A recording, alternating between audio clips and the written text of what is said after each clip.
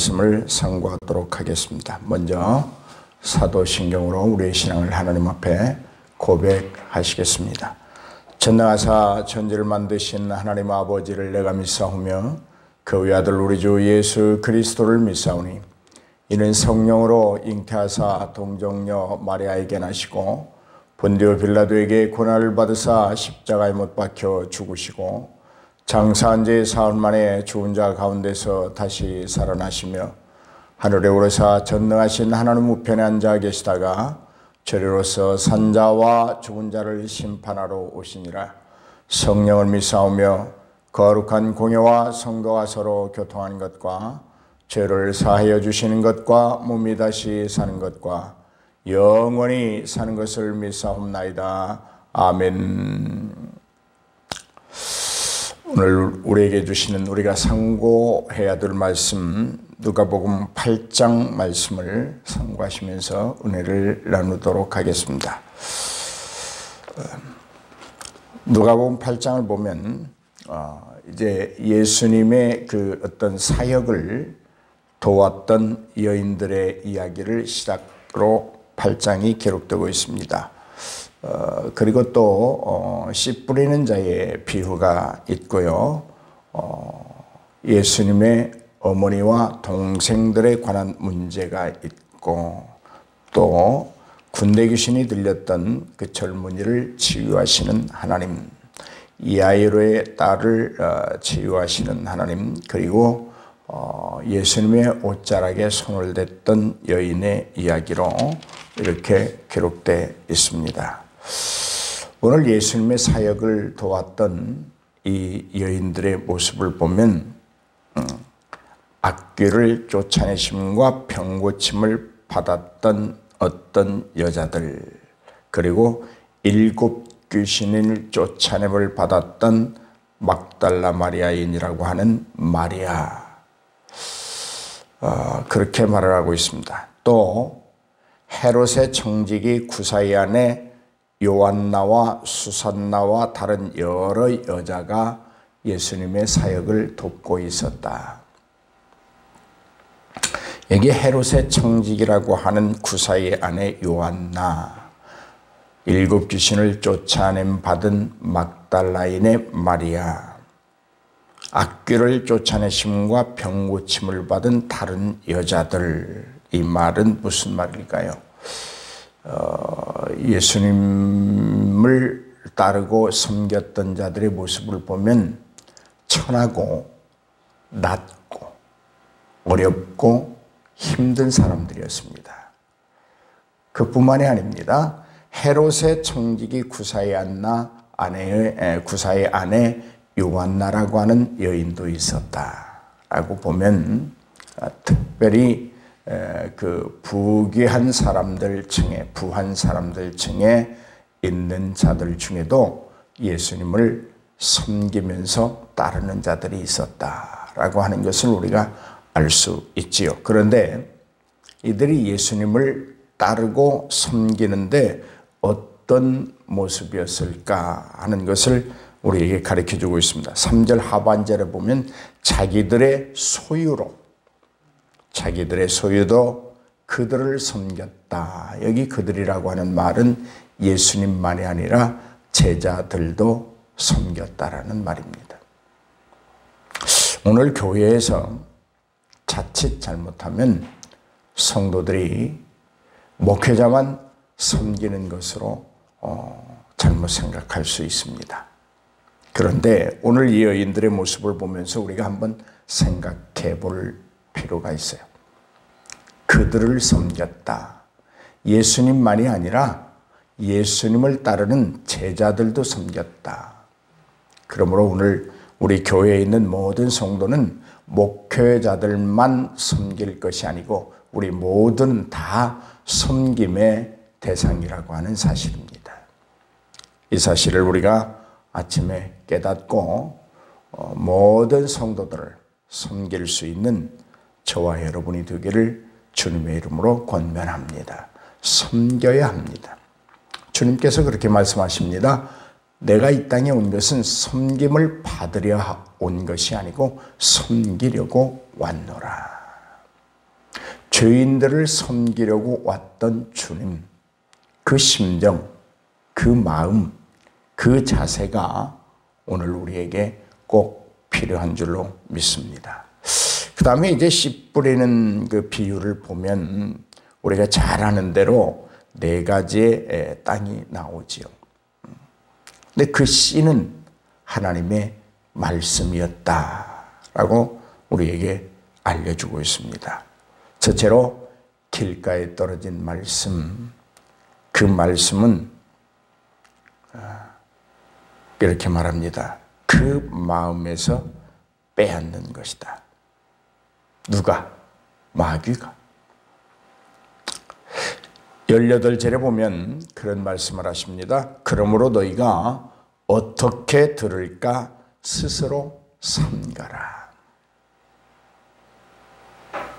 하나님의 말씀이 온 세상에 꽉 차 있습니다. 인터넷만 켜면 하나님의 말씀대로 무궁무궁하고요. 유튜브에 들어가도 무궁무궁하고요. 그런데 그 많은 말씀들을 우리가 어떻게 대할 것인가? 어떻게 들을 것인가? 주님이 오늘 이 아침에 우리에게 그렇게 말씀해 주십니다. 너희가 어떻게 들을 것인가 스스로 삼가라. 유의해 보라는 것입니다. 하나님의 말씀을 하나님의 말씀으로 듣고 있는지, 아니면 그 하나님의 말씀이 들려질 때 내 마음속에서 그것들을 송두리째 그저 빼앗기고 있는지.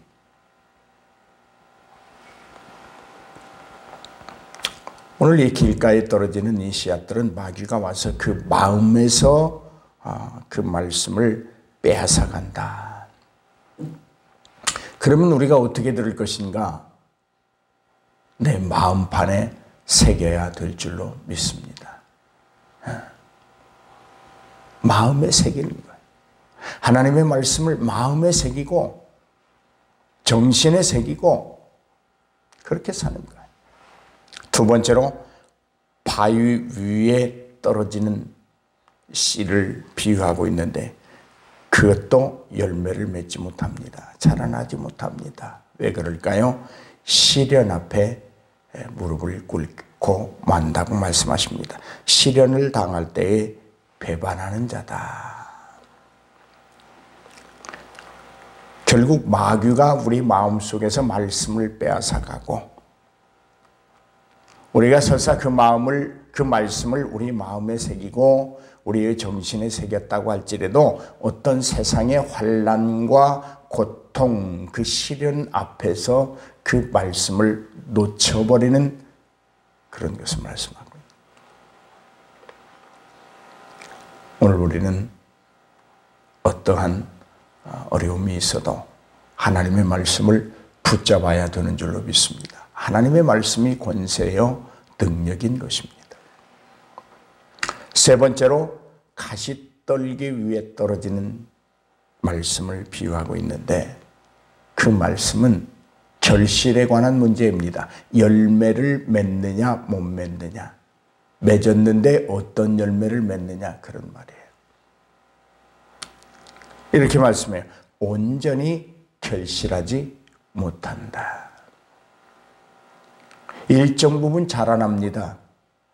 하나님의 말씀을 듣고 감격도 하고 은혜 받았다고 하고 마음이 뜨거워지고 온몸이 힘이 솟고 하는 그런 느낌을 받습니다. 그런데 그것들이 순전하게 열매를 맺는 것까지, 열매를 맺을 때까지 작용해야 됨에도 불구하고 그러지 못한다. 열매를 맺지 못한다. 여기 단순히 열매를 맺지 못한다 그렇게 말씀하지 않아요. 온전한 열매를 맺지 못한다.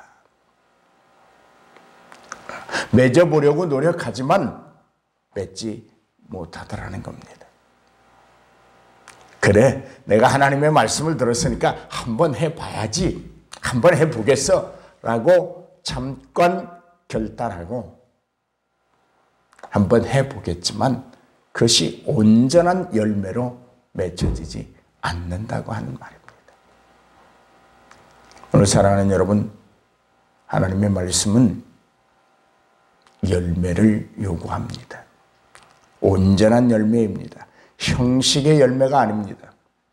누구의 얼굴 때문에, 누구의 체면 때문에, 내가 교회에서 받은 어떤 그 신급, 직분 때문에 흉내내는 것이 아니고 정말 그 말씀 하나에 작은 것 하나라도 그 말씀 앞에서 온전하게, 꽉 차게, 넘쳐나게, 풍성하게 하나님이 보시고 흐뭇해하고 기뻐할 수 있는 그런 삶, 그것이 온전한 열매인 줄로 믿습니다.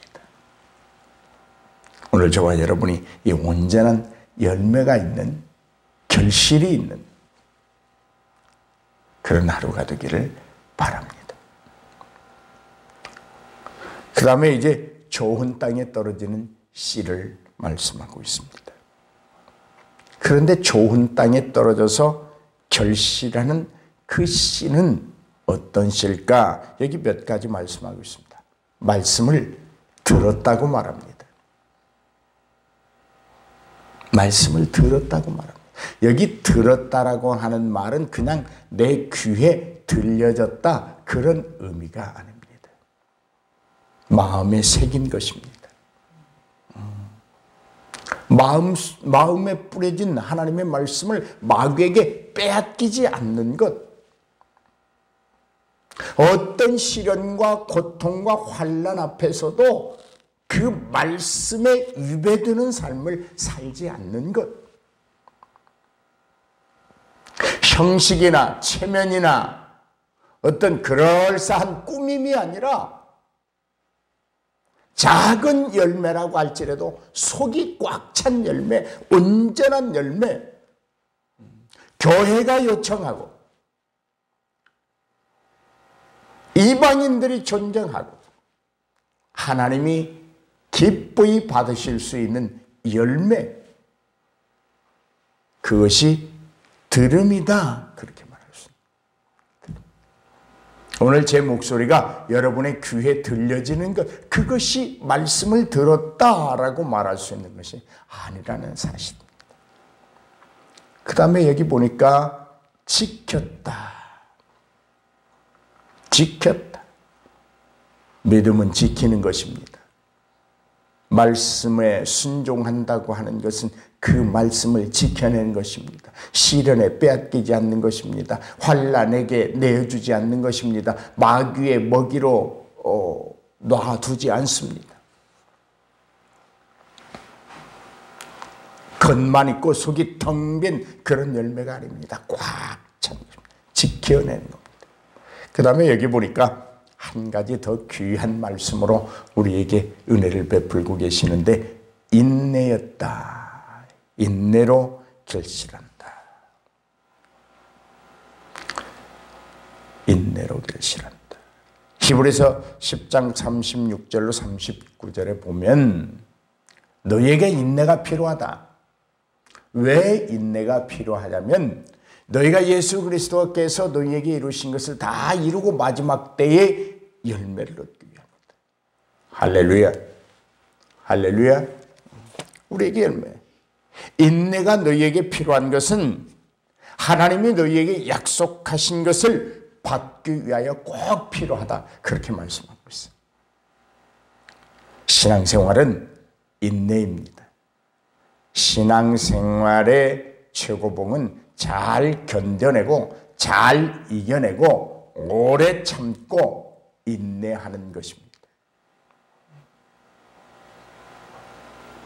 오늘 사랑하는 여러분, 하나님의 말씀을 듣고 지키고 들을 수 없는 상황에서도 인내함으로 듣고 지킬 수 없는 현실 속에서도 인내함으로 지켜내고 오래 참음의 인내와 결실을 쫓는 그 인내함을 통하여서 온전한 열매를 맺는 하루가 되기를 주의 이름으로 권면해 드립니다.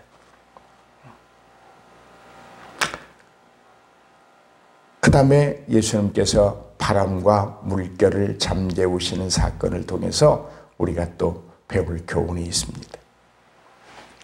제자들이 놀랐습니다. 그래서 예수님을 깨웁니다. 예수님, 우리가 죽게 되었습니다. 예수님이 잠에서 깨어나서 명하십니다. 잠잠하라고 명하십니다. 잠잠해졌습니다. 그리고 예수님이 제자들에게 그렇게 말씀, 너희 믿음이 도대체 어디 있는 거니?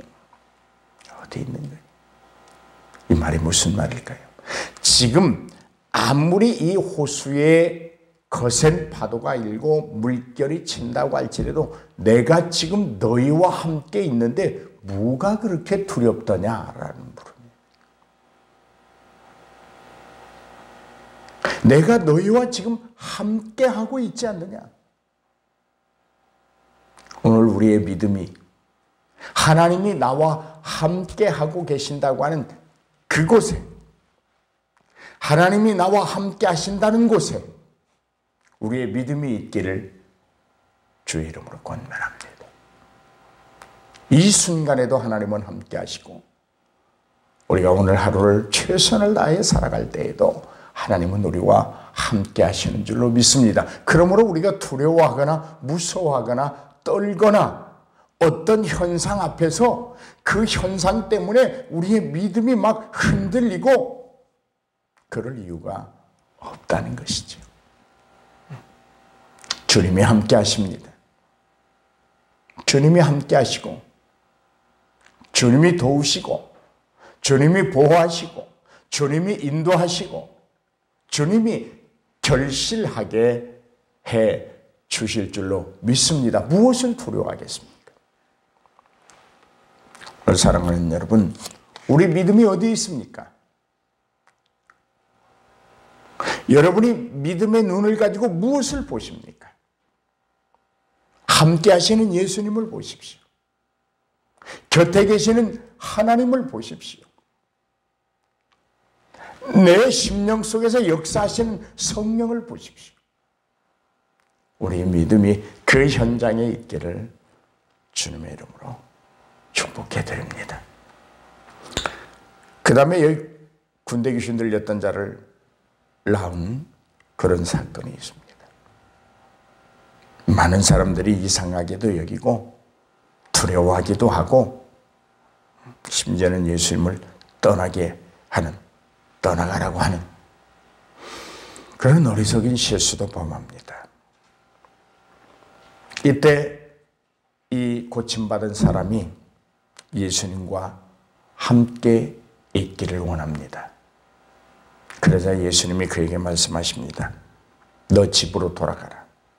그리고 내게 어떻게 큰 일을 행하셨는지를 말하라. 그렇게 말씀하십니다. 오늘 이 말하라는 말에 우리가 좀 주목해야 합니다. 네가 전에 귀신 들렸던 사람이었는데 내가 너를 치료하지 않았느냐? 그러므로 네가 지금 나를 따라다닐 것이 아니고 너는 가서 너희 집 사람들에게, 내 주변에 있는 사람들에게 하나님께서 어떻게 큰 일을 행하셨는지에 대하여 선포하라는 것입니다. 오늘 주님이 우리를 살리시고 우리에게 은혜를 베푸시고 그의 구속의 피로 말미암아 우리를 의롭다 하신 것은 그저 예수님만 졸졸졸졸 따라다니는 것이 아니고 그분이 내게 무슨 일을 했고 그분을 만남으로 내가 어떤 변화가 일어났고 그분이 내게 베풀어 주신 그 은혜 때문에 나는 이렇게 귀신으로부터, 죽음으로부터, 악마로부터, 죄악으로부터 고침받았다고 하는 이 놀라운 변화의 삶을 선포하라는 것입니다. 드러내라는 것입니다.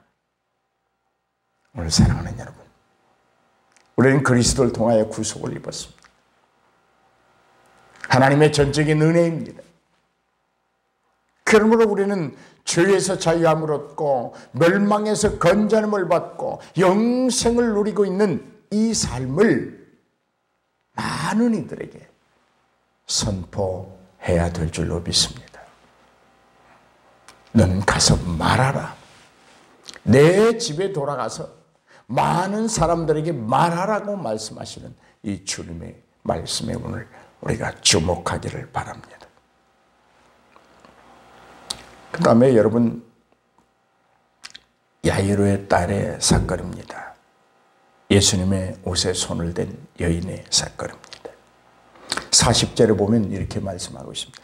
예수께서 돌아오심에 무리가 환영하니 이는 다 기다렸습니다.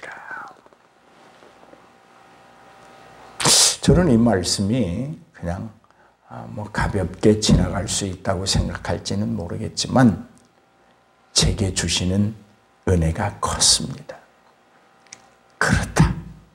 그렇다. 우리가 정말 기다리고 기다려서 주님이 재림하시는 그날 우리가 두 손 들고 예수님을 환영할 수 있어야 되겠다.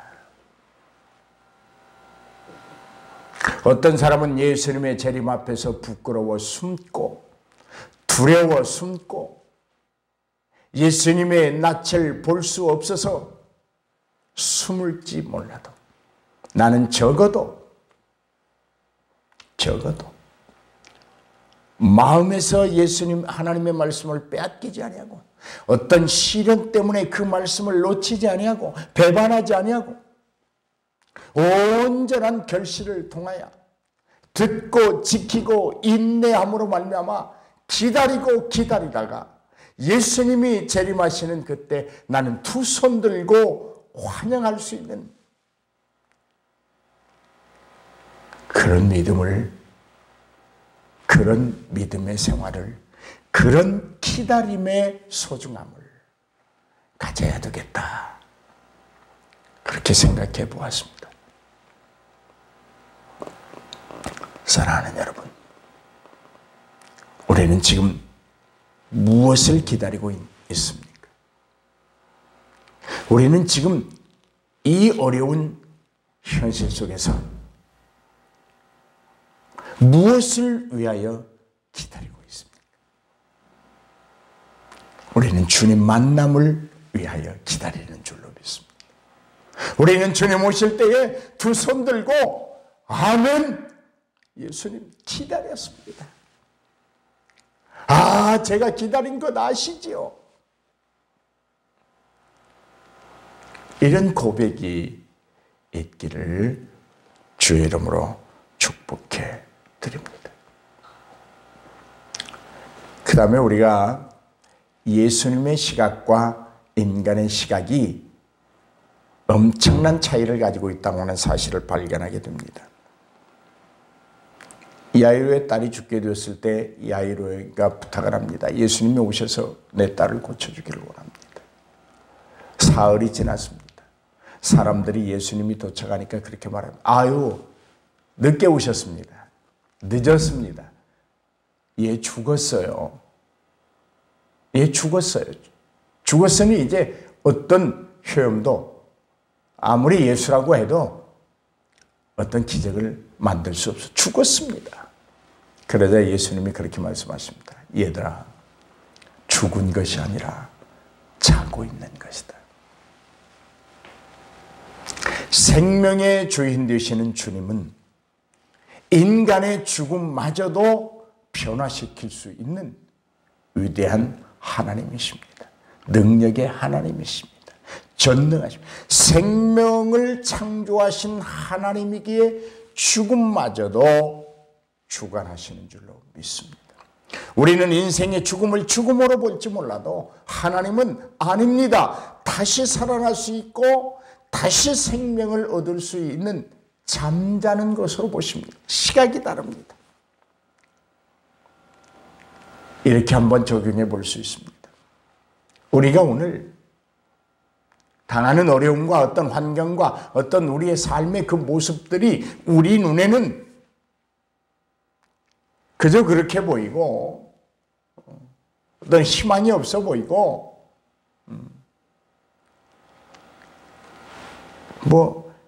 무슨 열매를 얻을 수 있을까 이렇게 보일지 몰라도 하나님은 그렇게 보지 아니하시는 줄로 믿습니다. 생명으로 보십니다. 살아있음으로 보십니다. 할렐루야. 힘이 있고 능력이 있고 담대하고 위대하게 하나님은 우리의 삶을 보시는 줄로 믿습니다. 여러분, 하나님 앞에서 높은 자가 있고 낮은 자가 있습니까? 없습니다. 천한 자가 있고 존귀한 자가 있습니까? 없습니다. 하나님 앞에서는 하나님의 눈으로 모든 이들을 보시기에 그들에게는 생명이 있습니다. 희망이 있습니다. 죽은 것이 아닙니다. 잠자고 있습니다. 주님이 오시면, 주님이 말씀하시면, 주님이 함께 하시면, 주님이 계시는 그 현장은 살아남이 있습니다. 회복되어짐이 있습니다. 할렐루야. 오늘 이 말씀들을 기억하면서 우리가 담대하게 하루를 승리하며 살기를 바랍니다. 오늘 사랑하는 여러분, 이 8장의 말씀을 다시 한번 깊이 상고하시면서 저와 여러분이 오늘 주님의 사람으로, 하나님의 백성으로 승리할 수 있기를 주의 이름으로 축복해 드립니다. 우리 다 같이 기도하시겠습니다.